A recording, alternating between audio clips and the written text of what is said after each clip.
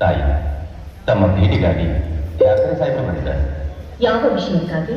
ಮನ್ರು ಒಪ್ಪಂದದ ವಿಷಯ ತಮ್ಮೊಡನೆ ಚರ್ಚಿಸಬೇಕಂತ. ಕರೆದುಕೊಂಡು ಆಗಲಿ ತಾಯಿ.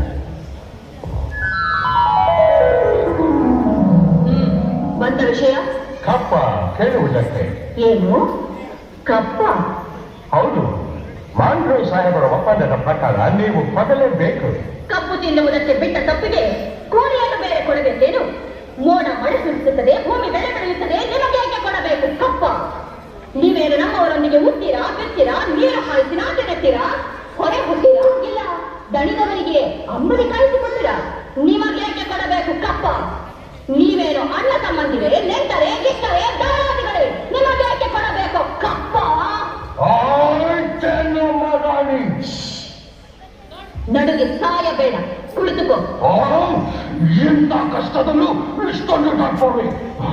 ಅದು ಕನ್ನಡಿಗರ ಹುಟ್ಟುಗುಣ. ಹೀಗೆ ತಮ್ಮ ಕೊಟ್ಟಕೊಂಡ ಮೈಸೂರು ಮಣ್ಣು ಪಾಲಾಯಿತು. ಅದು ನಿಮ್ಮ ವೀರತ್ವದಿಂದಲ್ಲ, ವಂಚನೆಯಿಂದ. ಮೈಸೂರನ್ನು ಹಾಳು ಮಾಡಲು ಮರಾಠರನ್ನು, ಮರಾಠರನ್ನು ಹಾಳು ಮಾಡಲು ಮತ್ತೊಬ್ಬರನ್ನು ಎತ್ತಿ ಕಟ್ಟುತ್ತಾ ಇಡೀ ಹಿಂದೂ ದೇಶವನ್ನೇ ನಯವಂಚನೆಯಿಂದ ನುಂಗಲು ನಿಂತಿರುವ ನರಿಯ ಜಾತಿಯವರಲ್ಲವೇ ನೀವು? ಕಿತ್ತೂರು ರಾಣಿಯ ಎದುರು ಕಪ್ಪ ಕೇಳುವವರ ನಾಲಿಗೆ ಸೇರಿ ಹೋದಿತು. ರಾಣಿ ಸಾಹೇಬ, ನೀವು ಕಂಪನಿ ಕಟ್ಟಡ ಬೀಳುತ್ತಿದ್ದೀರಿ. ನಿಮ್ಮ ಕಂಪನಿಯವರಿಗೆ ನಮ್ಮ ನಾಡಿನಲ್ಲಿ ನಿಲ್ಲಲು ಜಾಗದ ಭಿಕ್ಷೆ ಕೊಟ್ಟವರು ನಾವು. ಕಟ್ಟಳೆ ಮಾಡುವ ಅಧಿಕಾರ ನಮ್ಮದು.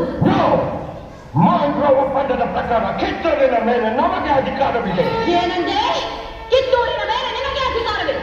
ಕಿತ್ತೂರು ನಿಮ್ಮಪ್ಪ ತಾತಂದಿರು ಗಳಿಸಿದ್ದ ಆಸ್ತಿ ಏನು? ಎಂಜಲು ನಾಯಿಗಳಿಗೆ ರೊಟ್ಟಿಯನ್ನು ಚೆಲ್ಲಿ ಅಂಜದೆ ಮನೆಯೊಳಗೆ ನುಗ್ಗಿ ವಂಚನೆಯಿಂದ ಕೊರಳು ಕೊಯ್ಯುವ ಸ್ವಭಾವ ಕನ್ನಡಿಗರದಲ್ಲ. ನಿನಗೆ ಜೀವದಾನ ಮಾಡಿದ್ದೇನೆ. ಚಂದವ, ನೀನು ಸಿನಿಮಾ ಮೇಲೆ ಕುಳಿತು ಬೆಕ್ಕನ್ನು ಮಾತಾಡುತ್ತೇನೆ. ಬದುಕುವ ಆಸೆ ನಿಮಗೂ ಇಲ್ಲ, ನಿಮ್ಮನ್ನು ಉಳಿಸುವ ಆಸೆ ನಮಗೂ ಇಲ್ಲ.